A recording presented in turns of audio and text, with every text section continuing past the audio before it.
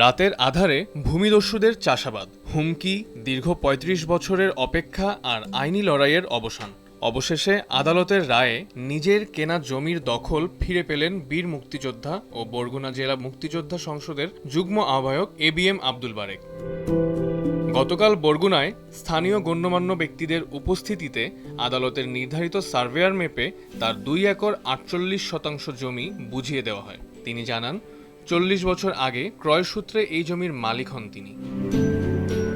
দলিল ও খাজনার সমস্ত বৈধ কাগজপত্র থাকা সত্ত্বেও একটি প্রভাবশালী মহলের ষড়যন্ত্রে এতদিন জমিতে যেতে পারেননি তিনি। ৫৬ জনকে বিবাদী করে করা এই মামলায় চলতি বছরের ২ এপ্রিল তার পক্ষে পূর্ণাঙ্গ রায় দেন আদালত। পরবর্তীতে বিবাদীদের করা আপিলও খারিজ হয়ে যায়।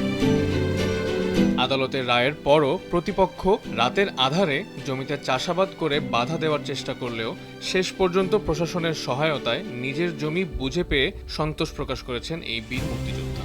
রায়ের কপি আমি ৫ মাস পরে আমি পেয়েছি এবং সেই রায়ের কপি আমার দ্বারে আছে এবং সেইটা আমি ওই কোর্ট থেকে সেটা ডিসি সাহেব এবং এসি ল্যান্ডকেও কপি ওই হুবহু কপি দিয়েছেন। এটা পিলার মারা শেষ, জমি এখন সম্পূর্ণ আমার দখলে।